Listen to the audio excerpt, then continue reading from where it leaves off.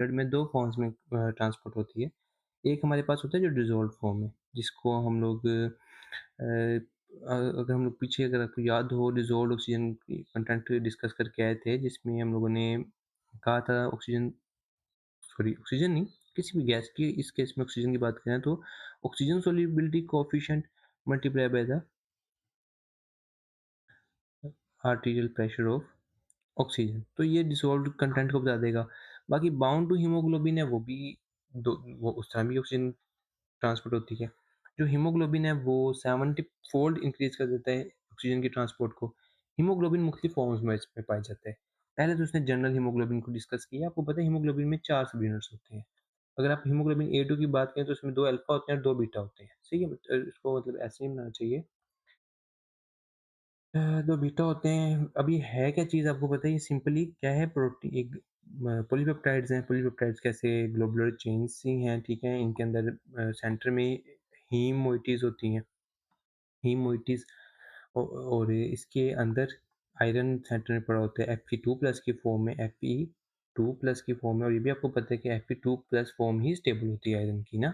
आपने खाने में आपके Fe2+ है, आपके ब्लड में Fe2+ है, जो फेरिटिन है, जो स्टोर्ड फॉर्म है वो भी Fe2+ है। Fe3+ आपको पता है सिर्फ़ कब चाहिए होती है? हमें तब चाहिए होती है जब हम लोगों ने उसे जीआईटी से एब्ज़ॉर्ब करवाना होता है। ऐसे ही है, आपको याद है कि जब हम लोग स्टमक में एसिड होता है और जो एसिड होता है वो जो खाने वाली Fe+2 होती है ना, खाने में जो Fe+2 होती है उसको जो इसका एसिड H+ है, वो इसमें प्लस और ऐड कर देता है, यूँ याद कर लो उसे सिंपली मतलब ठीक है, प्लस और ऐड कर देता है एज़ अ रिज़ल्ट वो Fe+3 हो जाती है और जब ये एब्ज़ॉर्ब होती है तो फिर दोबारा इसको हम लोग Fe+2 में कर लेते हैं क्योंकि Fe+3 जो है ये खतरनाक है, ठीक है? तो इसको हम नहीं रख सकते। अच्छा, ये तो हमें समझ आ गया। तो ये हमें पता है कि Fe+2 फॉर्म में मौजूद होती है इन द हीमोग्लोबिन और ये यहीं आके ऑक्सीजन बाइंड करती है। तो इस हिसाब से आपको सबको पता है कि इस हिसाब से 4 आयरन है तो 4 ऑक्सीजन बाइंड कर सकती है एक हीमोग्लोबिन मॉलिक्यूल के साथ। सही हो गया। अब जो HbA2 है उसमें 2 अल्फ़ा होती हैं, 2 बीटा होती हैं। हीमोग्लोबिन फीटल हीमोग्लोबिन जो है उसमें 2 अल्फ़ा होती हैं और 2 गामा होती हैं। यार ये जो बात है ना अब 2-3 बीपीजी इसको डिस्कस करते हैं, आगे चल के डिस्कस करते हैं, ये चीज़ आने वाली है। बस इसमें हमने ये बत हमें पता चलेगा क्यों इतना तो हम सबको पता है कि जो फीटल हीमोग्लोबिन है उसकी ऑक्सीजन की एफिनिटी ज़्यादा है और इसका मकसद हमें ये पता है कि वो ताकि जो बच्चे को ऑक्सीजन की प्रॉपर सप्लाई होती रहे, है ना? इसकी एफिनिटी ज़्यादा होगी तो ये मदर के ब्लड से भी उठा लेगा ऑक्सीजन को और वहाँ से भी बच्चे को ट्रांसपोर्ट होती रहेगी, तो इसलिए इसकी एफिनिटी ज़्यादा है। इस बात का हमें पता है क्यों ज़्यादा है, वो हम लोग डिस्कस करते हैं बस थोड़ा-सा आगे जाके, सही है? फिर अपने पास आ गया मेथ हीमोग्लोबिन। मेथ हीमोग्लोबिन क्या होता है कि जब आपके पास जो आयरन है ना आपकी हीमोग्लोबिन में वो फेरिक फॉर्म में चला जाए, Fe3+ फॉर्म में चला जाए और आपको पता है ये बाइंड नहीं करता ऑक्सीजन के साथ।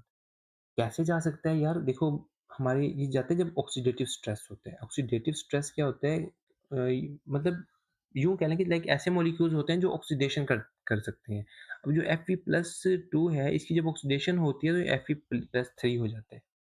नॉर्मली हमारे इस ऑक्सीडेटिव स्ट्रेस से लड़ने के लिए तरीके होते हैं, आरबीसीज़ के पास भी होते हैं, लेकिन अगर किसी बंदे को क्योंकि जेनेटिकली उनकी उसकी डेफिशिएंसी है, तो वो नहीं डील कर पाएगा ऑक्सीडेटिव स्ट्रेस को और उसका जो आयरन है, वो फेरिक फॉर्म में कन्वर्ट हो जाएगा। सेम अगर कोई एक्वायर्ड केस डिस्कस करें, तो उसमें ये होता है कि लेट्स सपोज़ ऑक्सीडेटिव स्ट्रेस ही बहुत ज़्यादा हो जाए, सही है? तो आपके नॉर्मल मैकेनिज़्म्स होने के बावजूद भी वो उसको मैनेज ना कर पाएँ और आयरन की ऑक्सीडेशन हो जाए और फिर ये इसको कैरी नहीं कर पाएगा। इसे कहते हैं मेथ हीमोग्लोबिनीमिया और वो जो है उसमें चॉकलेट कलर का ना क्लासिकल फाइंडिंग है, चॉकलेट कलर्ड ब्लड होता है बंदे का। फिर अपने पास आ गया haemoglobin S, sickle cell haemoglobin disease की बात हो रही है। इसमें आपको पता है कि जो हमारे पास बीटा पॉलीपेप्टाइड होती है ना, उसका जो एन टर्मिनल है, उस पर छठा छठा अमाइनो एसिड, वो होता है ग्लूटामिक एसिड या ग्लूटामेट। तो इसको रिप्लेस कर लेते हैं वेले लोग, सही है? इसको कौन रिप्लेस कर लेते हैं? वेले लोग आके रिप्लेस कर लेते हैं और फिर मसले शुरू हो जाते हैं और मसले कि आपको पता है क्या होते हैं? अब ये दोनों बीटा चेन्स भी खराब हो सकती हैं, एच-बी-ए-एस सिंगल भी हो सकती है और दोनों भी हो सकती है, एच-बी-एस-एस। तो ख़ैर ऐसे केस में फिर आपको अ, सिकलिंग होगी सेल्स की जब भी वो किसी लो पीएच वाले एरिया में जाएँगे, तो ऐसे केसेज़ में उनकी क्या होगा या जब उनकी डीऑक्सी हीमो जब डीऑक्सीजनेशन होगी तो ऐसे एरियाज़ में जाके वहाँ सिकलिंग हो जाएगी और वो सेल्स फिर फँसेंगे, वो गुज़र नहीं पाएँगे कैपिलरीज़ में से और आगे जो भी ऑर्गन होगा उसका इस्कीमिया होगा। तो फिर ऐसे पेशेंट्स पेन वगैरह के साथ प्रेज़ेंट करते हैं, ठीक है? अच्छा 1 मिनट अच्छा चलें। फिर अपने पास आ गया oxygen binding capacity of haemoglobin तो ये क्या चीज़ होती है? भाईजान oxygen binding capacity of haemoglobin ये होती है कि 1 ग्राम जो हीमोग्लोबिन है ना, वो कितनी मैक्सिमम कितनी ऑक्सीजन को बाइंड कर सकता है, सही है? तो अगर मैं आपसे पूछूँगा भाईजान 1 ग्राम हीमोग्लोबिन की हम लोगों ने ऑक्सीजन बाइंडिंग कैपेसिटी निकालनी है, तो कैसे निकालेंगे? आप कहोगे कि यार पहले तो इसको मुकम्मल तौर पे सैचुरेट करो। अगर आपने मैक्सिमम कैपेसिटी मालूम करनी है ना, तो पहले इसे मैक्सिमम सैचुरेट करो। तो आप सैचुरेशन लेके जाओ 100% पे। जब आपकी सैचुरेशन 100% पे चली जाए ना, उसके बाद फिर देख लो कि इसके अंदर कितनी 1 ग्राम के अंदर कितनी ऑक्सीजन है, आपको पता चल जाएगा। ईज़ी ऐसे ही करेंगे। तो भाईजान ऐसा ही करेंगे। ख़ैर मैंने आपको वैल्यू अगर बताऊँ तो 1.34 एमएल कैरी कर सकता है 1 ग्राम ऑफ हीमोग्लोबिन अगर 100% सैचुरेटेड हो। ईज़ी। चलें अगला सवाल आ गया कि ऑक्सीजन कंटेंट ऑफ ब्लड ये एफसीपीएस का सवाल है उसमें पूछता है कि बाकायदा सिनेरियो है उसमें वैल्यूज़ दी हुई हैं और ये बस फ़ॉर्मूला आपको आना चाहिए और उसमें कहता है कि आप ऑक्सीजन कंटेंट बताएँ। अब ऑक्सीजन कंटेंट क्या है कि टोटल टोटल बॉडी में ऑक्सीजन कंटेंट क्या है, टोटल ब्लड में कितना ऑक्सीजन है। सही है, मैंने आपको क्या बताया था ऑक्सीजन 2 फॉर्म्स में अ, मौजूद होती है ब्लड में। एक डिसॉल्व्ड फॉर्म में होती है, दूसरा एचबी की फॉर्म में होती है। तो दोनों को कैलकुलेट करके सम कर प्लस कर दो, आंसर आ जाएगा। ईज़ी है ना? अब डिसॉल्व्ड को तो कल कैलकुलेट करना हम सीख के आए थे। डिसॉल्व करके करने ऑक्सीजन का तरीका ये था कि आप ऑक्सीजन की जो सॉल्युबिलिटी कोएफिशिएंट है 0.003 यही था।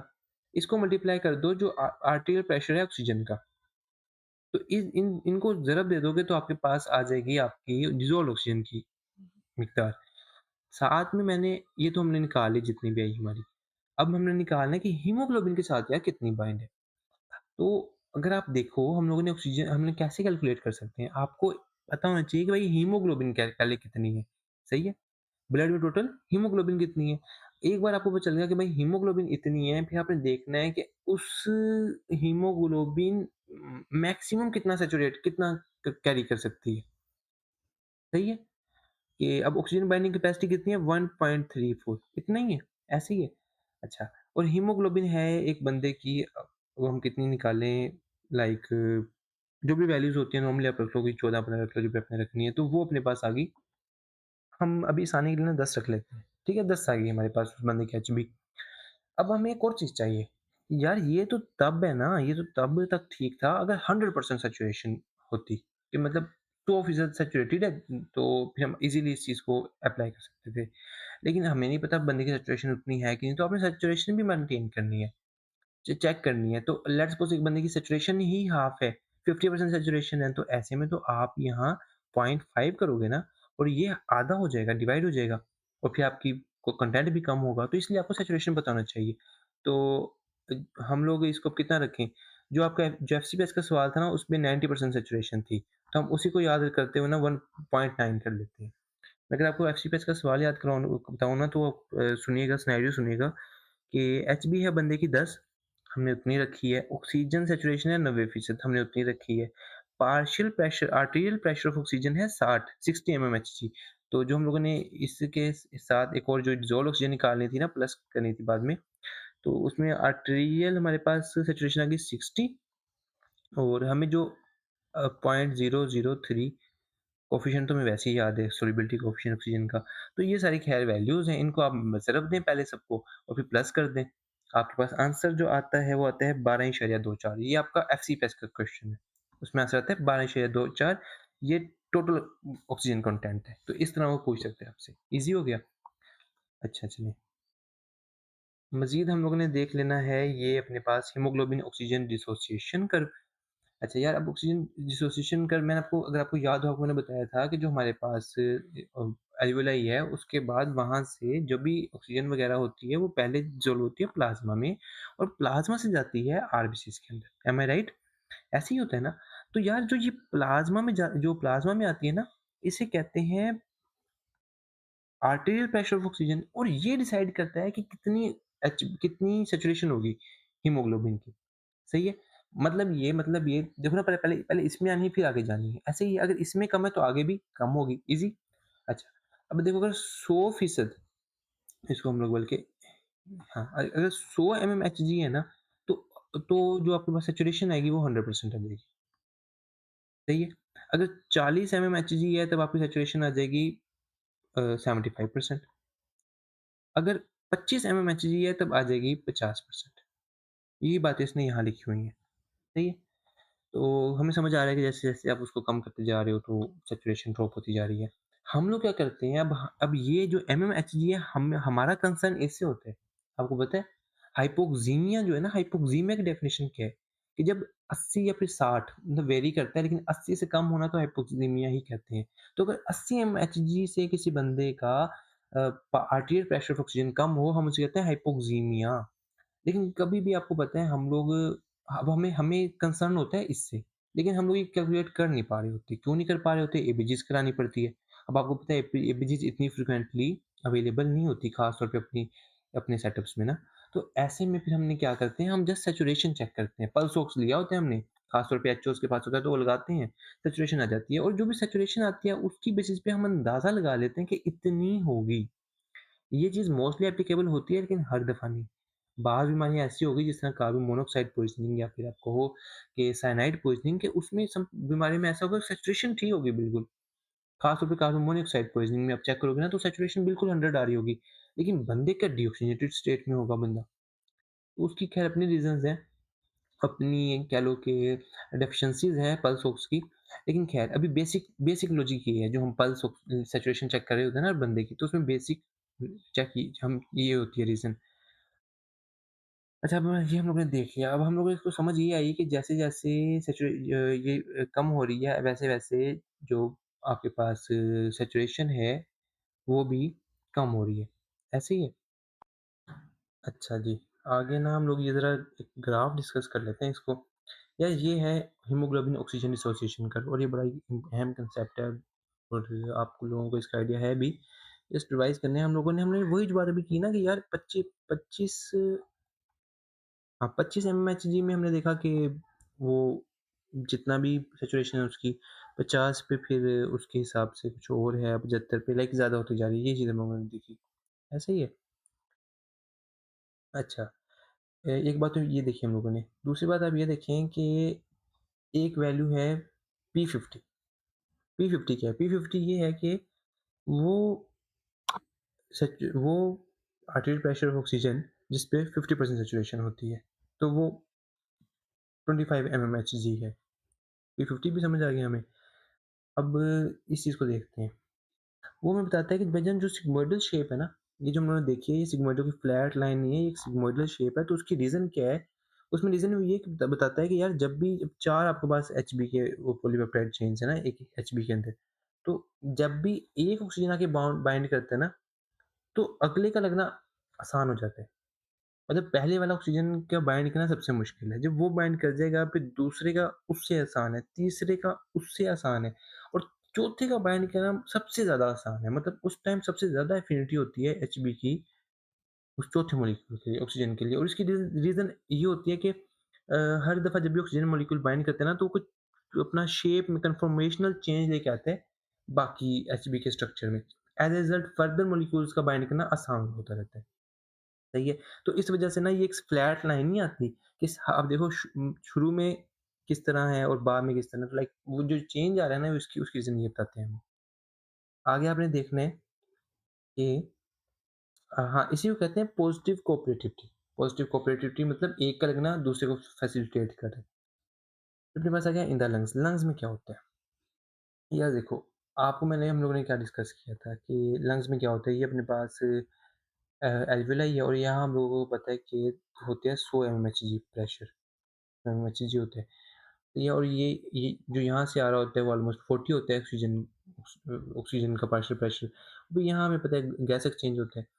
तो ये जो ग्रेडिएंट है इसकी वजह से गैस एक्सचेंज होगा, यहाँ भी 100 हो जाएगा, ठीक है? और इस 100 की वजह इस 100 पे जो जितने भी मॉलिक्यूल्स होंगे आरबीसीज़ के, उनकी सैचुरेशन हो जाएगी 100%। सही है? तो ये सिंपल सा मैकेनिज़्म है, इसी को उसने हमें एक्सप्लेन किया हुआ है। वो कहना चाह रहा था कि इधर जो आपका ग्रेडिएंट होता है ना, ये जो आप यहाँ से पढ़िएगा कि वो कहता है कि जो एल्वियोलर गैस होती है उसमें होता है 100 mmHg, ऐसे ही है।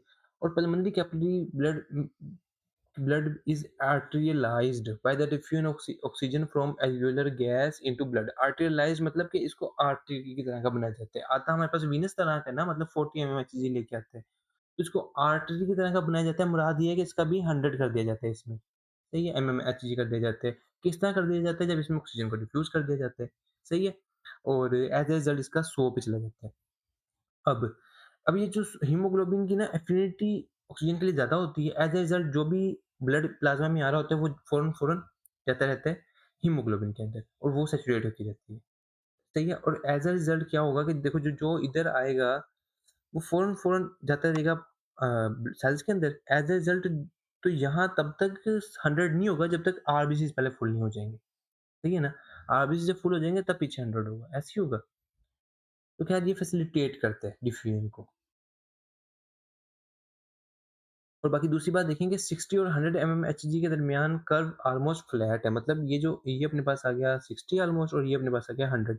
तो इसमें ना ये फ्लैट कर्व है। फ्लैट कर्व से मुराद ये है कि 60 पे भी इतना ज़्यादा, मतलब इतनी सैचुरेशन तो हो रही है कि लाइक 90 तो हो रही होगी, 90 प्लस ही हो रही है 60 पे भी ना। तो अब इसका फ़ायदा क्या है?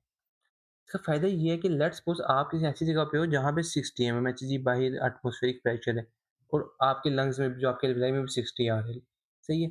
और अब 60 जो आएगा उसकी वज़ह से ये जो 40 यहाँ तो 40 होगा और कब तक एक्सचेंज होता रहेगा? जब तक यहाँ 60 नहीं हो जाता।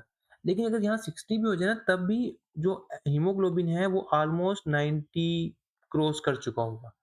तो अब इसका फ़ायदा ये होता है कि जो इंसान है वो डिफरेंट एटमॉस्फेरिक प्रेशर पे ना वो टॉलरेट कर सकते हैं। मतलब 60 तक भी चला जाता है ना तो मसला नहीं होता। और यही सेम चीज़ हम लोग अपने हॉस्पिटल्स में भी अप्लाई करते हैं कि 60 तक, वैसे तो ये हाइपोक्सीमिया में काउंट होता है 60 तक, 80 से कम हो जाना।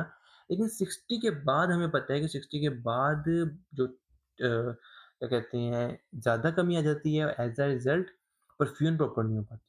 परफ्यूजन बल्कि नहीं, ऑक्सीजनेशन प्रॉपर नहीं हो पाती टिश्यूज़ की, ये कहना चाहिए। और जो पेरिफेरल टिश्यूज़ है वहाँ आपको पता है कि वहाँ का जो आर्teriयल प्रेशर ऑफ ऑक्सीजन है वो कम होता है वहाँ जाके, सही है? और रीज़न आपको पता है कि वहाँ छोटे टिश्यूज़ होते हैं तो वो ऑक्सीजन इस्तेमाल कर रहे होते हैं। अब वहाँ कम होता है, जब कम भी आपको फिर जब कम होगा तो फिर वो हीमोग्लोबिन भी कम ही बाइंड करेगी, वो वहाँ से ऑक्सीजन आना रिलीज़ होना शुरू हो जाती है और वो टिश्यूज़ के पास चली जाती है। तो ये अनलोडिंग का प्रोसेस होता है।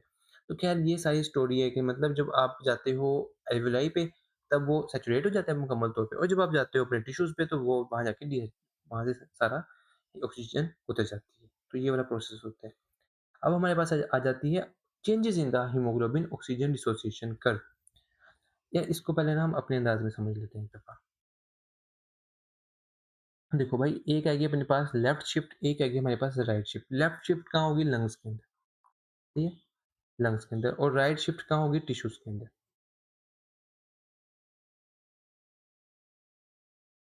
सही है?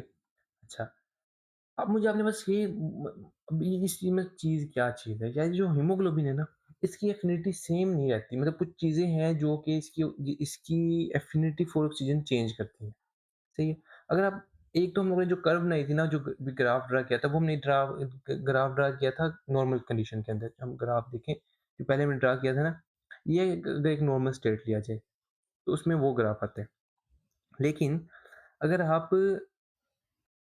देखें कि ये कंडीशंस हों या इनमें से लाइक कोई भी कंडीशन हो, तो इस इन कंडीशंस में हीमोग्लोबिन की एफिनिटी तो कैरी ऑक्सीजन कम हो जाती है, ओवरऑल एफिनिटी कम हो जाती है। और अगर आप इन कंडीशंस में यही ग्राफ प्लॉट करो ना कि मतलब डिफरेंट एमएमएचजी पे वो देखो कितना सैचुरेट हो रहा है, तो पहले ग्राफ देखो तो 25 पे 50% हो रहा था, लेकिन अब देखो 25 पे इतना सही हो रहा है बस, ऐसे ही है। और अब 50 पे जाके इतना यहाँ तक हो रहा है, जबकि पहले 50 पे यहाँ तक हो रहा था। तो मतलब ओवरऑल ही एचबी की एफिनिटी इन कंडीशंस में टू कैरी ऑक्सीजन कम हो जाती है। और वो फिर high partial pressure of oxygen पे जाके ना मतलब मसी-मसी वो ऑक्सीजन कैरी करते हैं, सही है? और इसी तरह कुछ कंडीशंस ऐसी हैं कि जिनमें, और इसको हम कहते हैं कि राइट शिफ्ट, ये राइट साइड पे आ गया ना ग्राफ, इसको कहते हैं राइट शिफ्ट और एक होता है लेफ्ट शिफ्ट। लेफ्ट शिफ्ट को डिस्कस करें तो लेफ्ट शिफ्ट में क्या होता है कि कुछ कंडीशंस ऐसी हैं जिनमें उसकी ह्यूमिडिटी ज़्यादा हो जाती है एचबी की और अगर आप उस पे ड्रा करो ना तो आपकी मतलब वो ज़्यादा अलग ग्राफ आएगा, ज़रा लेफ्ट की तरफ डेविएटेड होगा। आप देखो 25 पे ये 50 नहीं, ये 75 तक चली गई है बात। सही है और इसी तरह 50 पे तो ऑलमोस्ट ये 100 के करीब है। तो एफिनिटी ज़्यादा हो गई है एचबी की ओवरऑल। तो ये अब ये चीज़ें क्या हैं, उनको कैसे याद रखना है, ये बहुत बहुत आसान चीज़ है। आपने बस ये याद रखना है, जो मैं आपको बता रहा था। आपने यहाँ से ऐसे याद रखने हैं। आप देखो कि जो लेफ्ट साइड है ना, वहाँ पे पड़े हैं लंग्स हमारे। लेफ्ट साइड पे लंग्स पड़े हैं, राइट साइड पे क्या पड़े हैं? टिश्यूज़, सही है? और आप मुझे बताओ कि नॉर्मली क्या चाहिए हमें? हमें लंग्स में हीमोग्लोबिन की एफिनिटी ज़्यादा चाहिए कि कम चाहिए? हमें ज़्यादा चाहिए क्योंकि हम लोगों ने खून के अंदर ऑक्सीजन लोड करनी है, ऐसा ही है। और बताओ मुझे टिश्यूज़ के अंदर हमें हीमोग्लोबिन ज़्यादा चाहिए कि कम चाहिए एफिनिटी? हमें कम चाहिए, हमने अनलोडिंग करनी है। तो यहाँ अल्लाह पाक ने टिश्यूज़ में वही कंडीशंस रखी हैं जो कि एफिनिटी को कम करता है ऑफ एचपी फॉर O2 सही है। अब कौन-कौन सी कंडीशंस हैं? आपको पता है टिश्यूज़ में टेम्परेचर ज़्यादा होते हैं, काम कर रहे होते हैं, जिस तरह फैक्ट्रीज़ हैं वो, काम मशीनें हैं तो वहाँ ज़्यादा होता है टेम्परेचर। अच्छा इसी तरह आप देखो वहाँ partial pressure of CO2 PaCO2 वो ज़्यादा होता है। तो ये भी एक फैक्टर है। उसके अलावा आप बात करो तो 2-3 बीपीजी बीपीजी हाँ, 2-3 बीपीजी ये भी वहाँ ज़्यादा होता है। आपको मैंने ये बताया कि नहीं मुझे याद नहीं अब।